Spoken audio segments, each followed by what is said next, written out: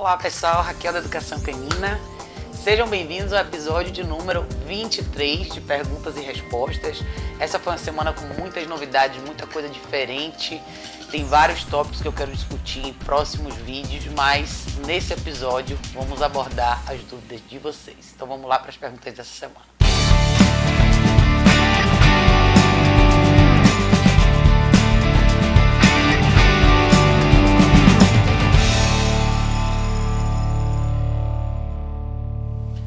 Vamos lá, gente, para a pergunta de número 1 dessa semana. Pergunta vem no Facebook da Jaque Barbosa. Ela pergunta: latidos excessivos, corrigir ou ignorar? Jaque, ótima pergunta. Pergunta simples e objetiva. Minha resposta é corrigir, absolutamente. A questão dos latidos excessivos, ela acontece por uma série de fatores. Existem cães que têm uma vida extremamente tediosa, existe o acúmulo de energia, existe...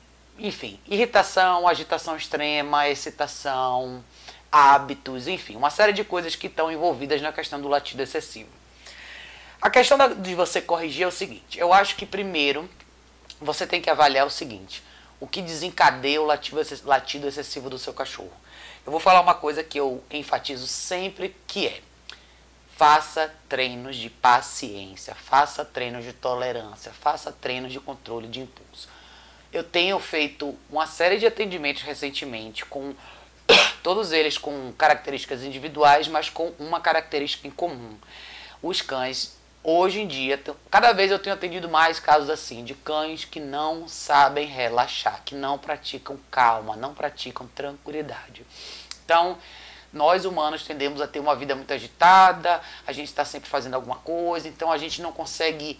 nem a gente relaxa, nem a gente consegue fazer os cães relaxarem. Então, super importante você fazer essa prática. Comece com o exercício do tapetinho. Eu sempre falo, a melhor forma de você começar com a questão de controle de impulso, tolerância, paciência. Então, use a alimentação do dia, faça treinos diariamente, especifique um lugar para o seu cachorro ficar. Eu não sei qual o grau de intensidade que você tem na questão do latido excessivo, tá? Eu sou bem objetiva nessa questão e tem coisas que eu realmente acho que são muito complicadas de você conviver, e dependendo dos casos eu acho que é muito interessante você fazer o treino com a coleira eletrônica, que é a e-collar. Coisas como latido excessivo, cachorros que correm atrás do rabo, todo tipo de comportamento que passa da questão de um mau hábito para uma coisa obsessiva e compulsiva, eu acho que a coleira eletrônica você tem um resultado mais efetivo, mais rápido. Não quero que vocês tenham em mente a questão da coleira eletrônica como uma ferramenta apenas de correção, tá? Não é isso. O treino com a coleira eletrônica ele envolve uma série de fundamentos que vão fazer com que, eventualmente, essa ferramenta seja uma ferramenta de comunicação. Ou seja, níveis baixos vão servir para comunicação, direção, principalmente na parte de obediência. Os níveis mais altos vão servir para interrupção de comportamento ou modificação comportamental. Se você estiver em São Paulo, entre em contato comigo. A gente pode marcar uma aula na prática, ou se você puder, me passe um pouco mais de detalhe em relação aos latidos excessivos, como que eles acontecem. Muitos cães que têm esse comportamento de latido excessivo são cães mais inseguros, estão sempre alertas, estão sempre prestando atenção em tudo que tem ao redor deles e nunca foram devidamente instruídos a como lidar com todas essas questões. Então, Jaque, resumindo para você, a resposta é sim. Dependendo da intensidade, você tem que corrigir sim. Existem várias maneiras de você pôr isso em prática. Você pode usar guia, você pode usar a voz, você pode usar a linguagem corporal, você pode usar uma série de coisas, inclusive um treinamento específico com a coleira eletrônica. Mas leve bastante em consideração a rotina do cachorro e muitas vezes esse latido excessivo é desencadeado por insegurança, incerteza, alertas, e considere também o quanto tempo de calma e tolerância você pratica com esse cachorro.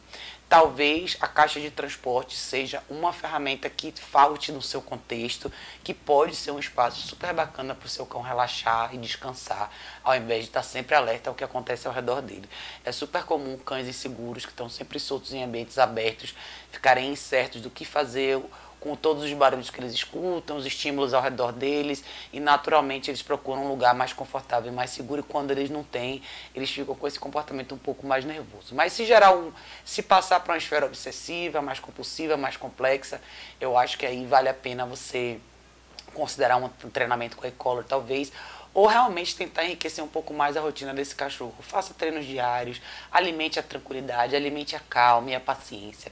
Eu sempre falo que, por mais que o exercício seja super importante, também é importante essa questão do desafio mental e fazer o cachorro desligar, dar aquela relaxada, dar aquela descansada, porque isso também ajuda você girar de forma contrária esse mecanismo de alerta e deixar o cachorro mais sossegado ao redor dos estímulos dele, tá bom? Mas se estiver aqui em São Paulo, tiver dúvida, entre em contato comigo, a gente marca uma aula lá na prática, tá bom? Obrigada, Jaque.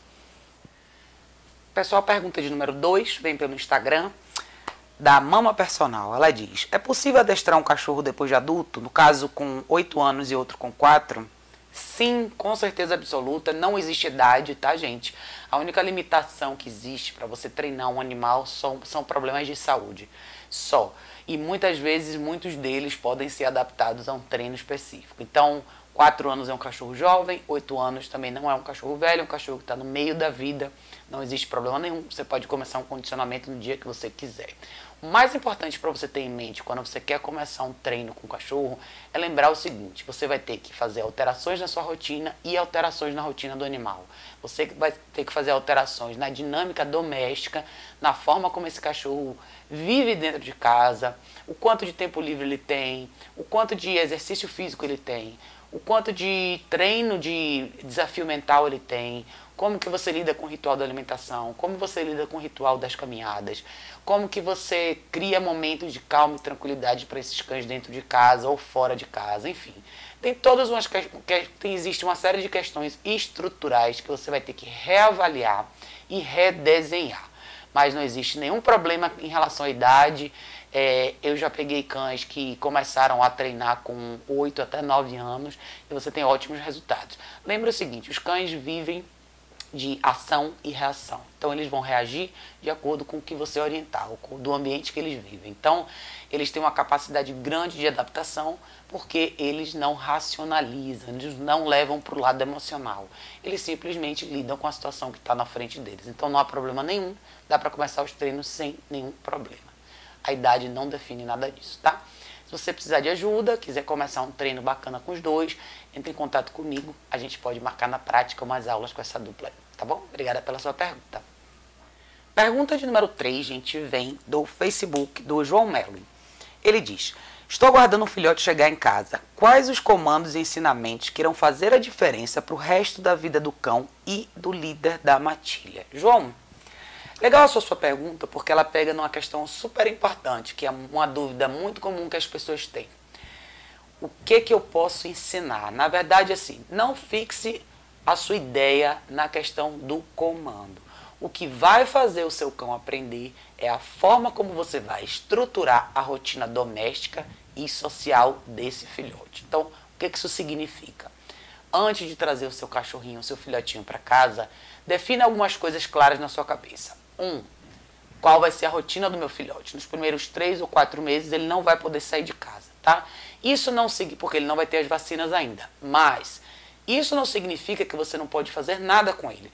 O que você pode fazer do período que o seu filhote chega até ele completar o ritual de vacinas? Você pode criar, domesticamente falando, um ambiente definido para ele dormir, para ele comer, para ele usar o banheiro. Isso é o número 1. Onde esse filhote vai dormir? Conselho número 1, defina um espaço para ele menor, não dê ele total liberdade da sua casa para ele. Ele ainda é muito jovem, ainda não sabe o que fazer com todo esse espaço. Então, use um portãozinho. Se você já puder condicionar com a caixa de transporte agora, seria sensacional. Lógico que requer mais supervisões, porque filhotes precisam de mais intervalos para ir ao banheiro, comer e se movimentar. Mas se ele já for acostumado agora, seria 100%. Defina horário de alimentação. Filhotes comem mais do que cães adultos. No início da fase de crescimento, tem cães que comem 3 vezes, 4 vezes, até às vezes mais, dependendo do filhote que você pegar. Mas 3 vezes normalmente é o suficiente. Defina os horários, faça um ritual da alimentação correto. Seu filhote pequenininho já pode aprender a esperar para comer. Isso é super importante, você já começa um ritual bacana de hierarquia, que está diretamente relacionado com a sua pergunta sobre líder da matilha. Então, você é o líder, você provê a comida, você provê o lugar para dormir, você provê atividade física, você provê orientação. Isso é que faz de você o líder. Você também, como líder, provê regras, limites, consequências. Muito importante, tá? Essa primeira fase você pode delinear o comportamento do filhote usando a alimentação. Então, aproveite o fato que seu filhote vai comer mais e use essas oportunidades para educar ele. Então, não só bote a comida no pote. Você pode já treinar com ele, ele vir até você, ensaiando já o nome dele. Você pode já ensinar ele a sentar, você pode já ensinar ele a deitar, você já pode ensinar ele a ir para o lugarzinho dele, a caminha dele. Então é muito divertido, essa é uma fase super legal de fazer com os filhotes, porque você vai ter muito mais tempo dentro de casa com ele. Então engaje a mente dele. Você vai ver na fase dos 3 meses e meio, o cachorro começa a ter mais energia, ele começa a crescer mais, só que você ainda não pode sair. Então, quando ele já estiver pertinho dos 4 meses, você já pode começar a introduzir ferramentas que vão fazer parte da vida dele, como a famosa guia. Então já introduza a ferramenta, use a comida para apresentar todas as coisas que vão fazer parte do contexto dele.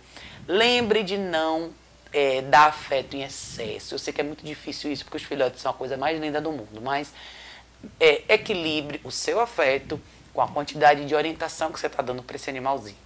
Evite ficar com ele no colo, afinal de contas não é isso que o cachorro vai praticar ao longo da vida dele. Não estou dizendo que você nunca pode pegar ele no colo, mas crie um hábito de fazer com que ele ande no chão, fazer com que ele te siga. É super importante ele ter você como orientação.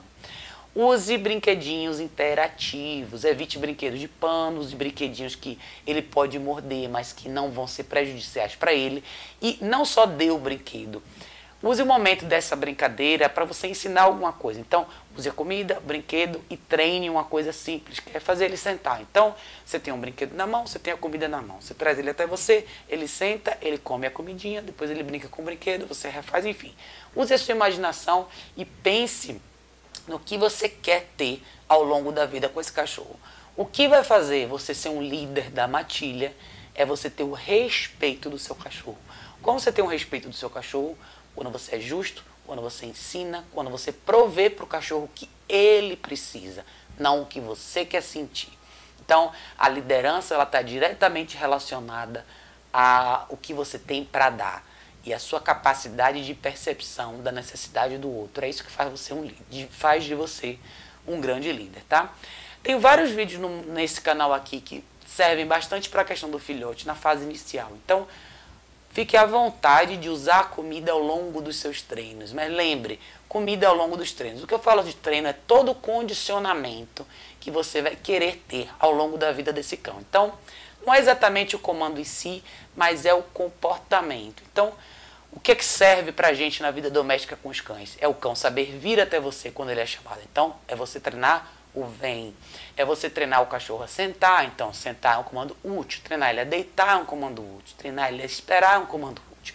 Treinar ele a andar até você é um comando útil. Então, pense no que tem utilidade, não o que é bonitinho. Então, o que é mais útil vai ser melhor para você e melhor para ele.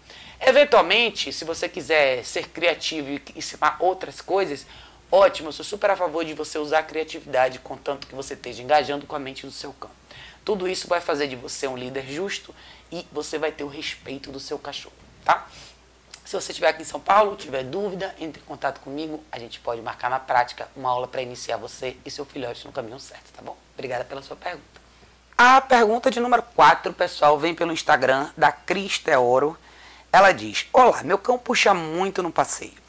Antes de sair de casa, ando com ele 20 minutos na garagem do prédio. Ele me segue, obedece e anda do meu lado. Mas quando saímos na rua, tudo muda. O que devo fazer? Cris, essa é uma excelente pergunta, tá? Muitas pessoas passam pelo que você passa.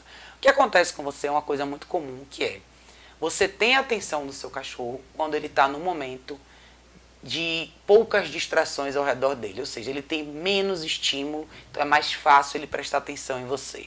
Então, mesmo esses 20 minutos que você faz na garagem com ele, ele anda super bem ao seu redor, é ótimo. Essa é uma fase. Isso eu acho excelente você fazer e continue praticando sempre. Porém, provavelmente, o que está faltando aí para você é a segunda etapa. É quando eu falo da questão de você fazer um treino equilibrado. O que é um treino equilibrado? É você fazer a fase inicial, que é você mostrar para o cachorro o que você quer dele, uma vez que ele está sólido nisso, que é o seu caso já, ele sabe que ele tem que andar do seu lado. O que é que acontece? Quando você coloca ele num ambiente diferente, onde existem outro tipo de distrações, onde existem outro tipo de estímulos, ele ignora completamente o que ele aprendeu e tudo ao redor dele passa a ser mais importante do que você. Como que você reverte esse quadro? É aí onde entra a questão da consequência de valor, a punição positiva. O que é a punição positiva? É uma punição aplicada de forma real.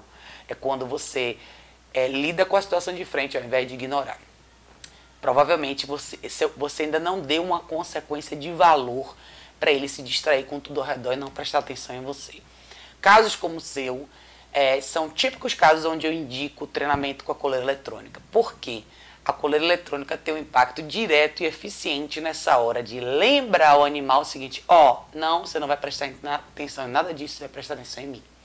Lógico que a coleira eletrônica, como eu falei anteriormente, ela tem um fundamento, ela tem uma aplicação muito mais profunda do que essa, mas a correção de valor pode até ser feita com a guia, pode depender do equipamento que você estiver usando, mas eu conheço vários cães que já estão condicionados a usar o enforcador e fazer tanta força que acaba sendo não tão efetiva.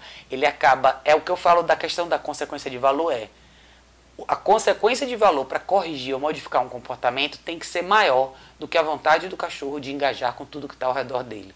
E muitos cães são extremamente resistentes, então mesmo o enforcador acaba sendo uma coisa que o cão está disposto a tolerar para engajar com tudo que tem ao redor dele. Pessoas, barulho, outros cães, enfim.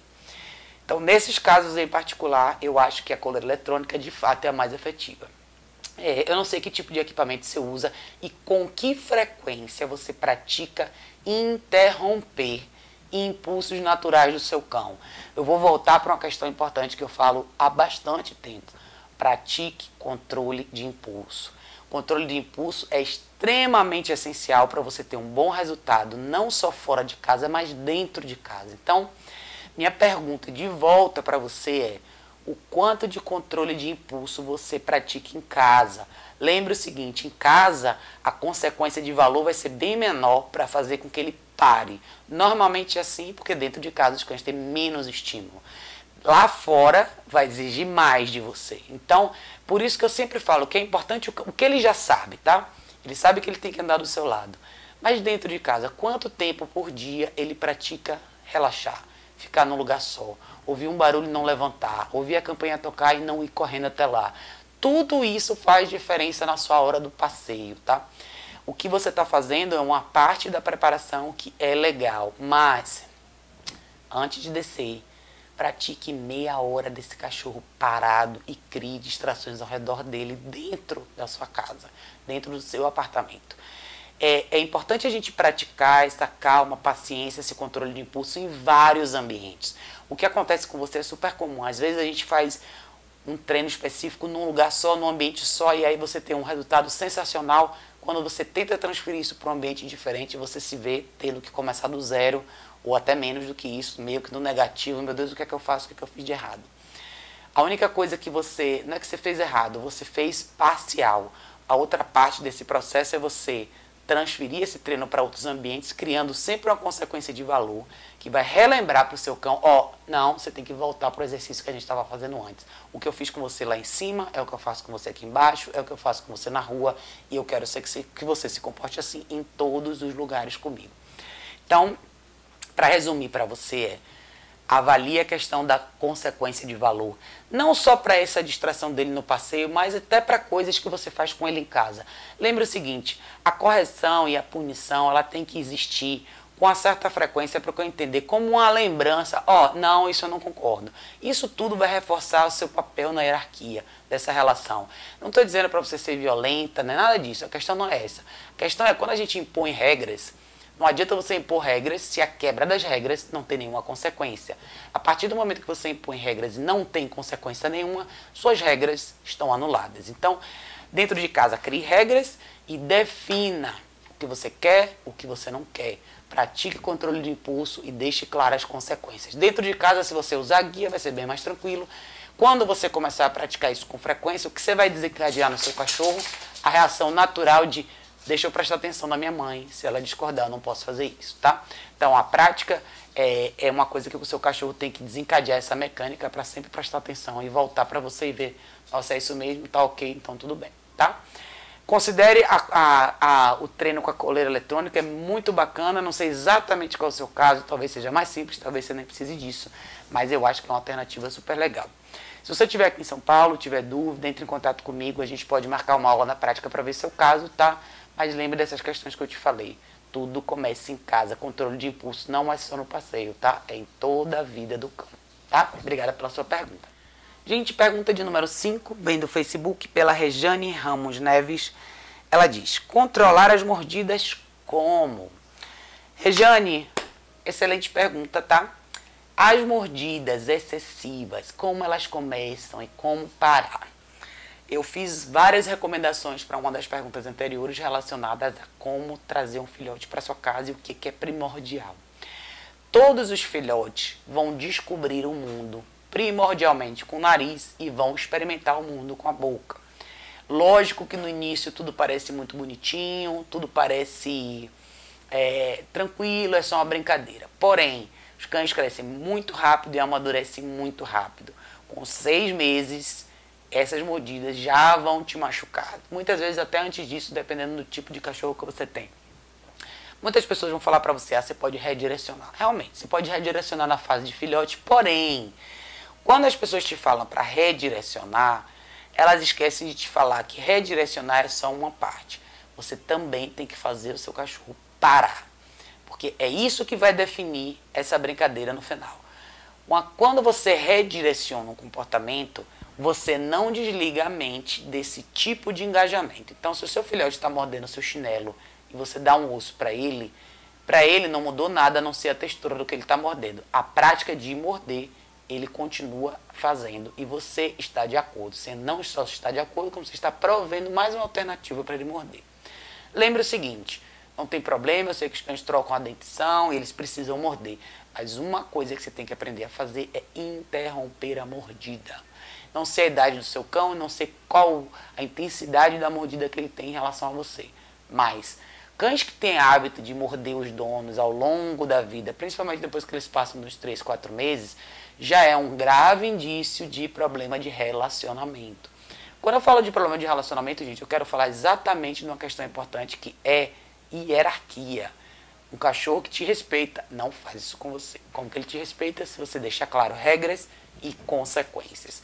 Quando você não cria consequência para esse tipo de ato, seu cachorro vai praticar isso ao longo da vida e um dia ele vai te machucar.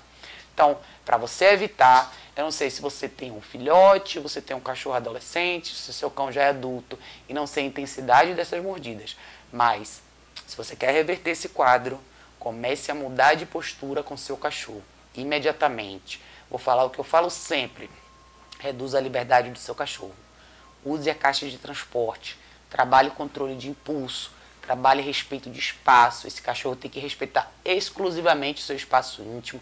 Ele não pode pular em você, subir em cima de você, nem te manipular no seu corpo, com o corpo dele. Aqueles cachorros que põem a cabeça em você, aí você fala assim, ai que lindo, ele quer carinho.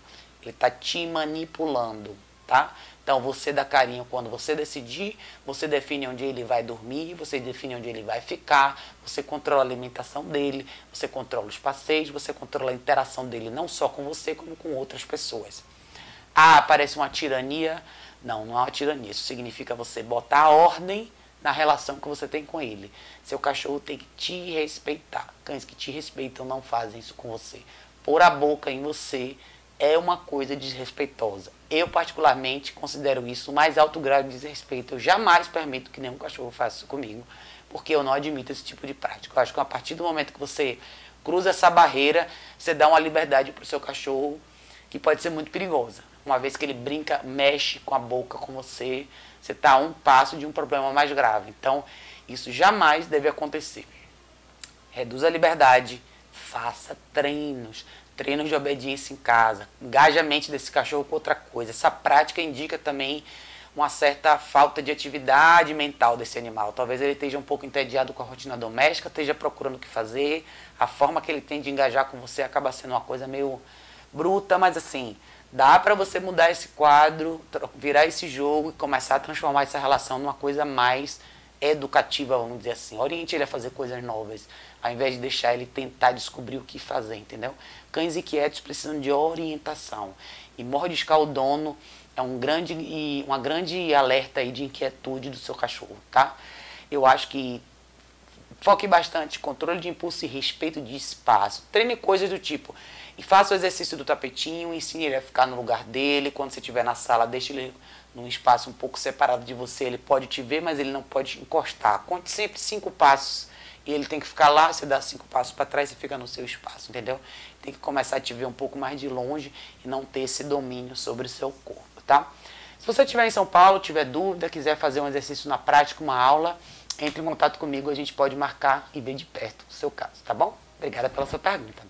Gente, como de costume, vou fechar esse episódio com 5 perguntas, mas eu tive tanta pergunta bacana essa semana que eu vou tentar encaixar todas as respostas para elas nas perguntas do dia. Vou tentar encaixar todo mundo até o final da semana que vem, tá? Se algum de vocês tiver uma dúvida um pouco mais urgente, manda uma mensagem direta para mim pela página do Facebook, ou deixa um comentário aqui no YouTube mesmo, ou envia um e-mail para mim no contato@educaçãocanina.org. Vou fazer o meu melhor, gente, para responder todo mundo até o final da semana, tá? A semana foi super apertada, super corrida, mas eu vou tentar acomodar as perguntas de todos vocês, tá? Obrigada mais uma vez, pessoal, por todas as perguntas, toda a participação de vocês. Cada semana eu tenho visto perguntas mais criativas, dúvidas novas, então é super bacana ver o engajamento de todos vocês. Agradeço mais uma vez. Um beijo grande, um ótimo final de semana para vocês e a gente se vê no próximo vídeo.